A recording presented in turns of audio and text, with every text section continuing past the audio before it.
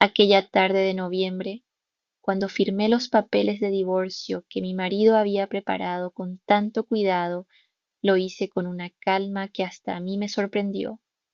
Ricardo me observaba desde el otro lado de la mesa del abogado, con esa sonrisa arrogante que había perfeccionado durante los últimos meses, la misma que ponía cuando creía que ya había ganado. Me ofrecía una compensación de 3 millones de euros, una cantidad que para cualquiera sería generosa, pero que para mí resultaba casi insultante.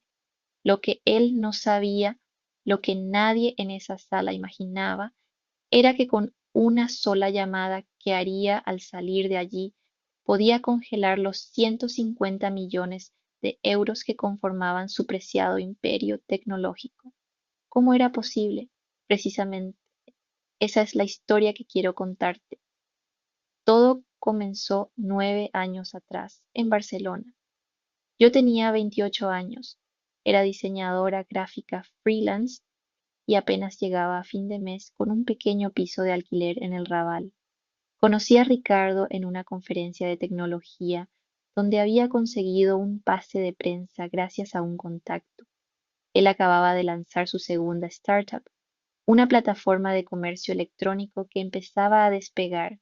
Era carismático, ambicioso y hablaba del futuro de la tecnología con una pasión que contagiaba.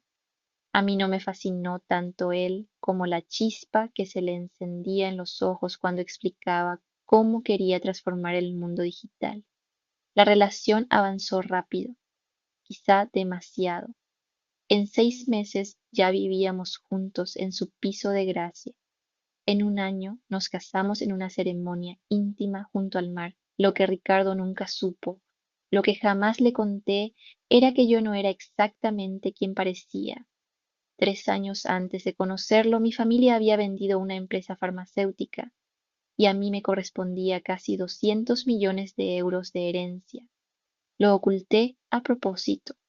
Estaba cansada de relaciones anteriores en las que los hombres cambiaban por completo en cuanto descubrían mi situación económica.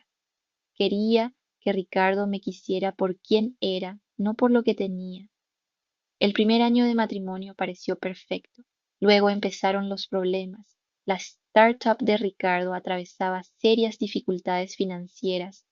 Necesitaban capital para crecer, pero los inversores se mostraban escépticos. Lo veía estresado, agotado, perdiendo esa luz que tanto me había traído. Una noche, después de otra reunión fallida con posibles inversores, lo encontré en la terraza con la cabeza entre las manos. Me confesó que estaba a punto de perderlo todo, que su sueño se desmoronaba. Mi corazón no pudo soportarlo. Tomé una decisión que lo cambiaría todo. A través de una sociedad de inversión en Luxemburgo que gestionaba mi patrimonio y utilizando una estructura offshore completamente legal, inyecté 50 millones de euros en su empresa. El dinero llegó disfrazado como una inversión de un grupo de business angels europeos que preferían mantenerse en el anonimato. Ricardo estaba eufórico.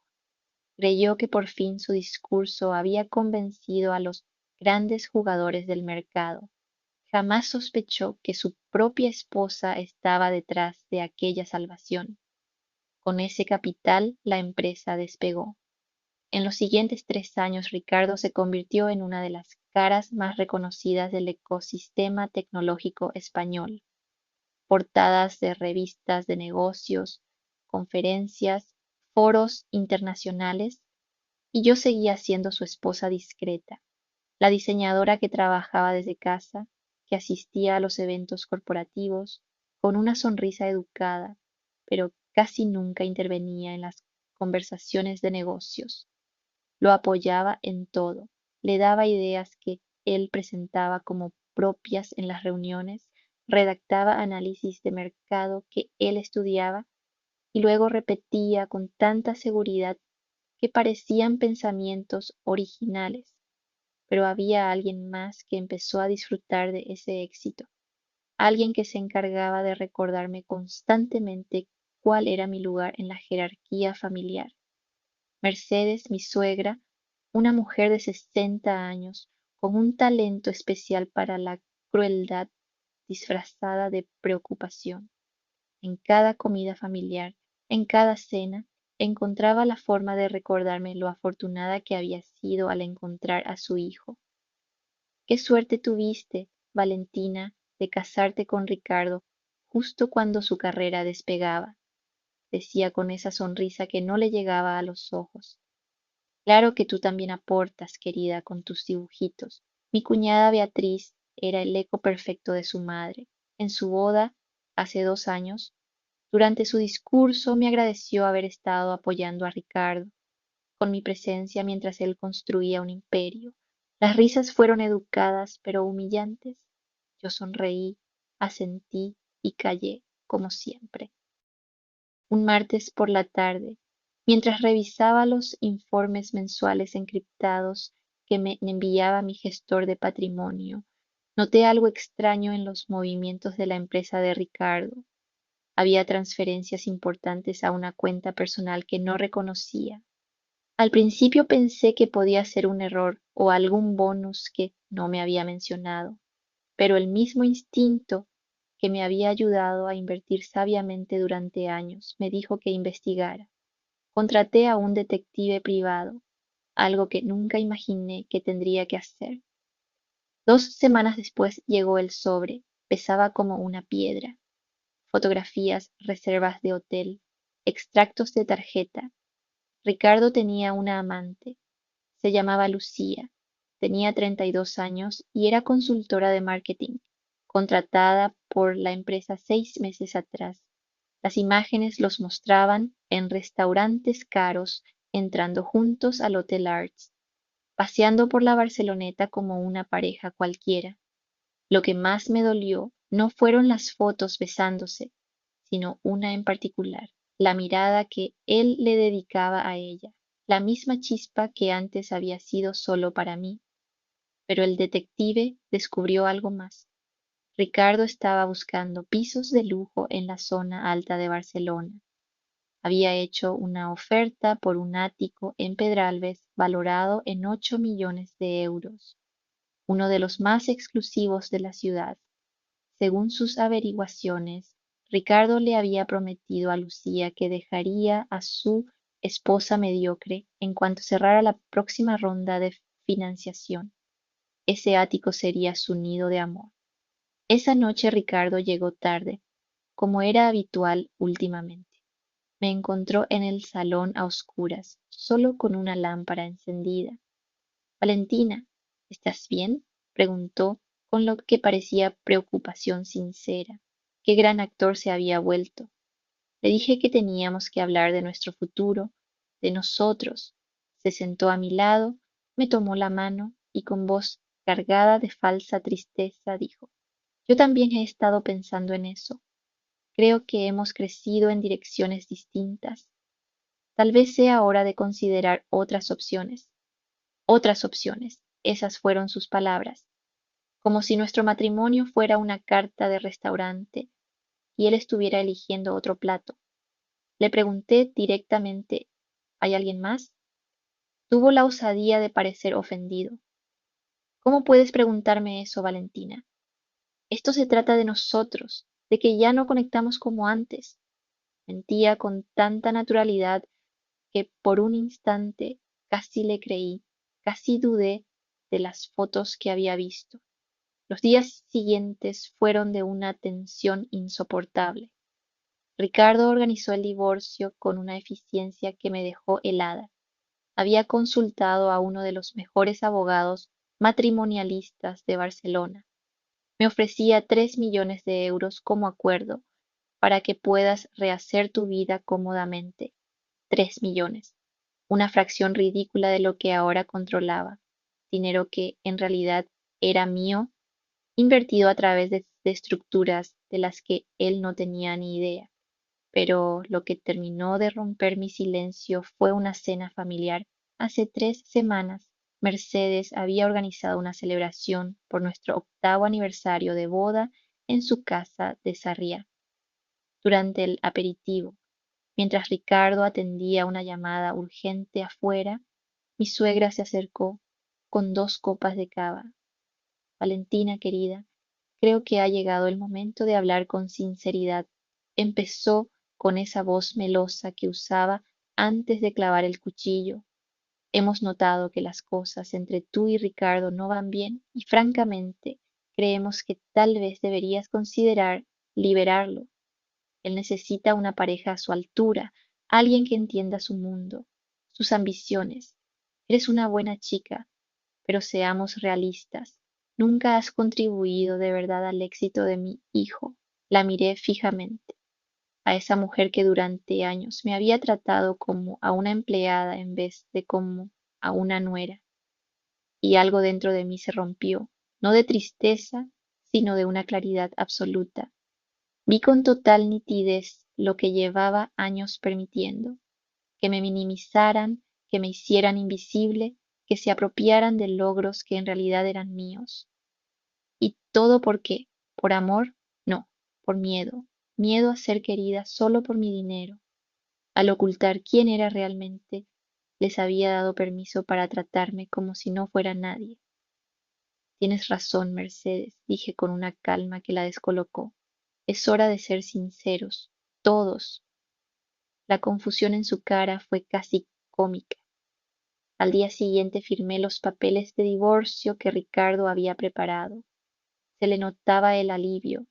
Seguramente pensó que todo había sido más fácil de lo esperado. Eres buena persona, Valentina, me dijo con condescendencia. Espero que encuentres a alguien que te haga feliz. Le sonreí y no dije nada. Aún no era el momento.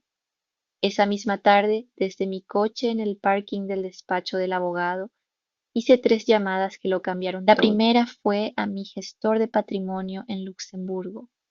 Activa el protocolo de congelación de activos, código de autorización Delta 7 Alpha.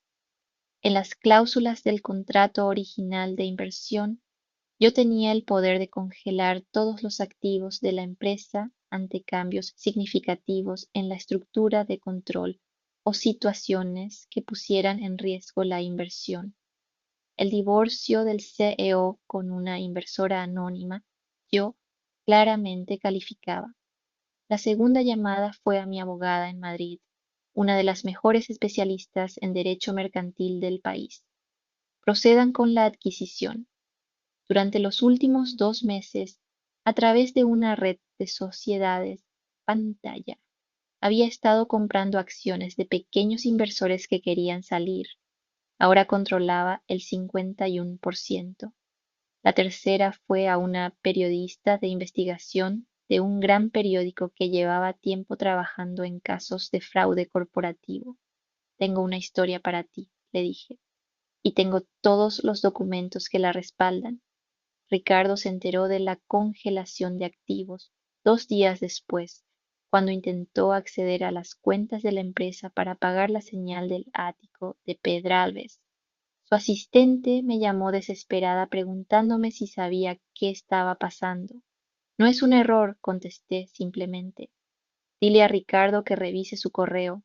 Le he enviado unos documentos que debería leer con atención.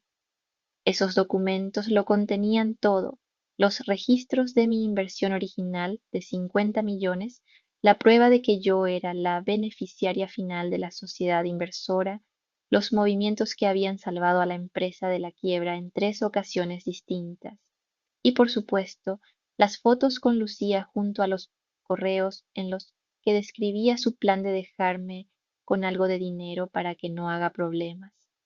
Media hora después, Ricardo irrumpió en lo que todavía era técnicamente nuestra casa. Su cara era una mezcla de incredulidad, rabia y algo que parecía miedo. ¿Qué has hecho, Valentina? ¿Qué coño has hecho? He dejado de fingir, respondí con calma desde el sofá, con una taza de té en la mano.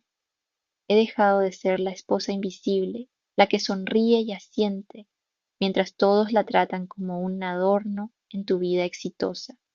Un éxito, por cierto, que yo construí con mi dinero, con mis ideas y con mi silencio cómplice. Lo vi procesar la información. Vi cómo su mente trabajaba a toda velocidad buscando una salida, un ángulo, una forma de darle la vuelta a la situación, como siempre había hecho. Escucha, empezó con esa voz que usaba en negociaciones difíciles. Sé que estás herida y tienes todo el derecho. Lucía fue un error, un momento de debilidad. Podemos arreglarlo. Podemos ir a terapia. Puedo terminar con ella ahora mismo. Ya terminaste con ella, le informé. Le envié una copia de tus correos donde la describes como útil para la imagen de la empresa, pero no especialmente inteligente. También las conversaciones en las que le prometías ese ático, mientras le decías a tu abogado que encontrara la forma de darme lo mínimo posible en el divorcio. Lucía presentó la renuncia esta mañana y amenaza con demandarte por acoso laboral. Ricardo se dejó caer en el sillón, derrotado. ¿Qué quieres, Valentina? ¿Dinero? Ya te ofrecí 3 millones. Puedo subir a 5, incluso a 7, pero necesito que desbloquees las cuentas de la empresa. Hay nóminas que pagar, proveedores esperando, inversores haciendo preguntas. No quiero tu dinero, Ricardo, ya tengo el mío. Lo que quiero es algo mucho más sencillo. La verdad, me puse de pie y lo miré desde arriba por primera vez en 9 años. Mañana tú y tu familia vais a asistir a una rueda de prensa en el Hotel Majestic. Allí, delante de los medios, vas a contar toda la historia, cómo tu empresa estaba en quiebra cuando nos casamos, cómo yo fui la inversora anónima que la salvó, cómo durante años te apropiaste de mis ideas y las presentaste como tuyas, cómo construiste tu reputación sobre mi silencio y mi dinero. Eso me destruiría, susurró, mi credibilidad, mi prestigio en el sector, todo por lo que he trabajado.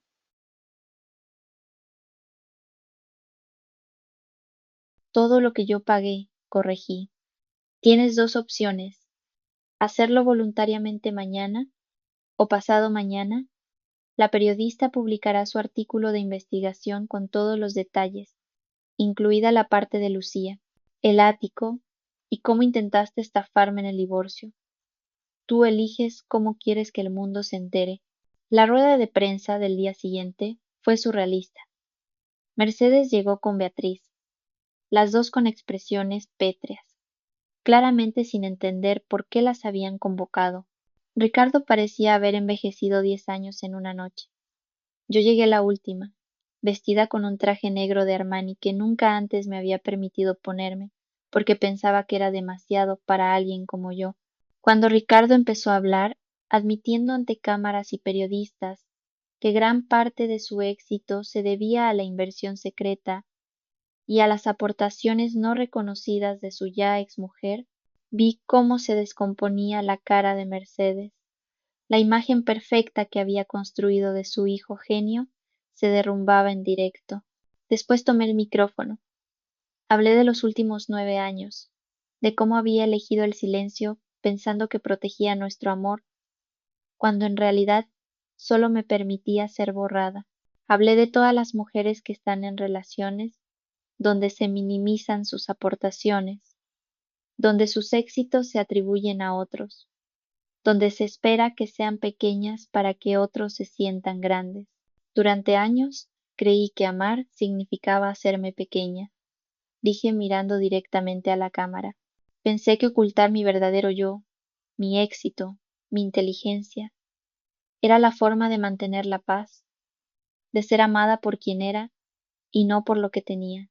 Pero al hacerme invisible, permití que me trataran como si no existiera. Eso no es amor. El amor verdadero no te pide que te encojas, que te calles, que finjas ser menos de lo que eres. Terminé anunciando que iba a recuperar el control total de la empresa, que Ricardo podría seguir como CEO siempre que demostrara capacidad para liderar con honestidad y que el 50% de los beneficios futuros iría a una fundación que estaba creando para apoyar a mujeres emprendedoras y a víctimas de violencia económica. Mercedes intentó acercarse después de la rueda de prensa. Valentina, esto es un malentendido terrible. Si hubiéramos sabido, la detuve con un gesto. Lo sabías, Mercedes. Cada vez que me trataste como inferior, cada comentario condescendiente, cada forma en que me hiciste sentir una carga para Ricardo en lugar de la razón de su éxito, todo eso fue una elección consciente tuya. La única diferencia ahora es que ya no tienes la opción de tratarme así. Las semanas siguientes fueron un torbellino. Algunos medios me pintaron como vengativa, otros como heroína feminista. Ricardo intentó todas las vías legales posibles para recuperar el control de la empresa. Ninguna funcionó. Mi equipo jurídico había previsto cada movimiento. Lucía presentó efectivamente la demanda por acoso laboral y está pendiente. Beatriz dejó de hablarme por completo, lo cual, honestamente, fue un alivio. Pero lo más sorprendente fueron los mensajes. Cientos de mujeres me escribieron contándome sus propias historias, esposas que habían financiado los negocios de sus maridos y luego se quedaron sin nada en el divorcio, socias que vieron cómo sus ideas se atribuían a colegas hombres, hijas que vieron cómo sus herencias eran malgastadas por padres que las consideraban solo niñas.